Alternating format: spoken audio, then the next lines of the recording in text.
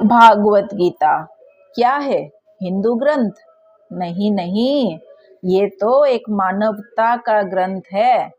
It talks about humanity. तो आइए आज हम भागवत गीता के विषय में समझते हैं। हिंदू धर्म में भागवत गीता को सबसे पवित्र ग्रंथों में से एक माना जाता है। श्रीमद् भागवत गीता में भगवान श्री कृष्ण के उन उपदेशों का वर्णन है जो उन्होंने महाभारत युद्ध के दौरान अर्जुन को दिया था। गीता में 18 अध्याय हैं और 700 श्लोक है, जिनमें धर्म के मार्ग का अनुसरण करते हुए कर्म करने की शिक्षा दी गई है। शास्त्रों के अनुसार भगवत गीता में मनुष्य को अपनी हर समस्या का हल मिल सकता है। जी हाँ, आपने सही सुना। मनुष्य को अपनी हर समस्या का हल कहाँ मिल सकता है? भगवत गीता में मिल सकता है। माना जाता है कि गीता के बातों का अनुसरण करने से जीवन बदल जाता है और व्यक्ति को हर काम में सफलता मिलती है।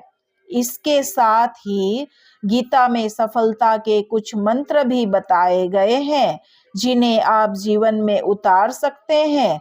गीता कर्म करने और जीवन में आगे बढ़ते रहने की प्रेरणा देती है। ऐसे में आइए जानते हैं गीता के उन रहस्यमयी बातों को जिसे हर मनुष्य को अपने जीवन में उतारनी चाहिए। Are you ready? So let's move on. किसी भी कार्य को टाले नहीं। पहला मूल मंत्र, किसी भी कार्य को टाले नहीं। हम रोजमर्रा की जिंदगी में बोलते हैं ना, कल करो सो आज, आज करो सो अब। यानी कि किसी भी कार्य को कल पर नहीं टालना चाहिए। श्रीमद् भागवत गीता के अनुसार भगवान श्री कृष्ण कहते हैं कि कभी भी किसी काम को टालना नहीं चाहिए। निश्चित समय पर अपना काम को पूरा कर लेना चाहिए। अगर आप कोई व्यक्ति ऐसा करता है तो वे हमेशा सफलता को प्राप्त करता है। वहीं अगर आप हमेशा अपने कर्म से भागते रहेंगे तो आप जीवन में सफलता हासिल नहीं कर पाएंगे।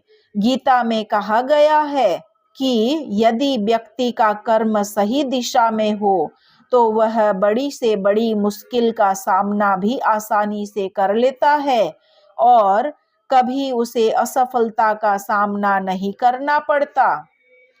चलिए दूसरा मूल मंत्र समझते हैं। इन लोगों को ही मिलती है सफलता। यानी कि किनको मिलती है सफलता? क्या करने से मिलती है सफलता? भगवत गीता में श्री भगवान श्री कृष्ण कहते हैं कि जरूरी नहीं है कि हर व्यक्ति हर काम में माहिर हो या वो सभी कार्यों को सही तरीके से कर सकते हैं। इसलिए अपनी शक्ति पहचाने और उसी काम को करने का प्रयास करें जिसमें आप अच्छे हैं। इससे भी आपकी सफलता निश्चित होती है। यानी कि हमें अपना एक यूनिकनेस, अपने बारे में जानना जरूरी है कि मैं कौन से सेक्टर में स्पेशलाइज्ड हूँ। हर कोई हर कार्य में सफल नहीं हो सकता है और हर कार्य वो बेस्ट तरीके से नहीं कर सकता, बट देयर इज समथिंग जो वो किसी एक कार्य को बहुत अच्छे तरीके से कर सकता है।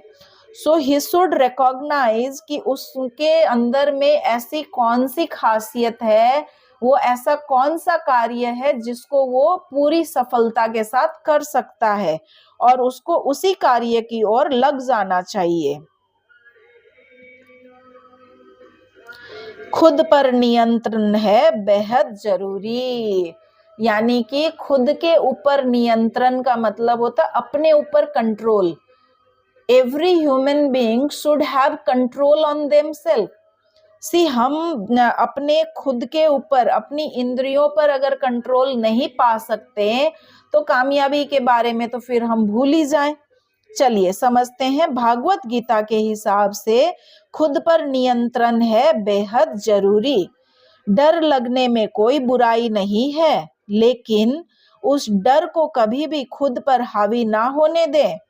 खुद पर काबू रखकर ही सफलता को पाना संभव है। व्यक्ति का मस्तिष्क तभी तक उसका मित्र है जब तक वह उसके नियंत्रण में है।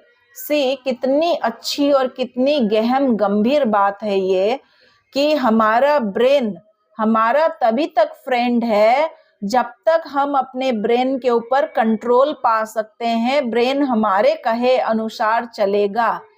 इन केस हम ब्रेन के हिसाब से चलने लगे तो पतन में देर नहीं है।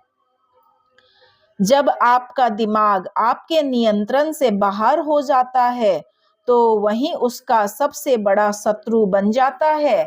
यानी कि जब आपका ब्रेन जब आपके कंट्रोल से बाहर चला जाता है तो आपके ब्रेन से बड़ा एनिमी और कोई दूसरा है ही नहीं। बाहर एनिमी ढूंढने की जरूरत नहीं है, खुद का ही दिमाग खुद का शत्रु बन जाता है। इसलिए जब तक आप सही हैं और जीवन में कोई गलती नहीं करते हैं तो आप किसी से भी बिल्कुल भी ना डरें। तो ये था आज के लिए गीता का ज्ञान। इसी तरीके से हम आगे भी गीता का उपदेश आपके लिए लाएंगे। तो दोस्तों, आप हमें बताएं आपको ये गीता का उपदेश समझकर कैसा लगा। समझने में कठिनाई आई या इजी था समझने में? और खाली समझना नहीं है, please try to inculcate into your daily life. तो हम देखेंगे कि हमारे भीतर ही हमारा मित्र भी है और हमारा शत्रु भी है। Now it's up to you कि आप मित्र को पोषण देते हैं या शत्रु को पोषण देते हैं। जय श्री कृष्णा।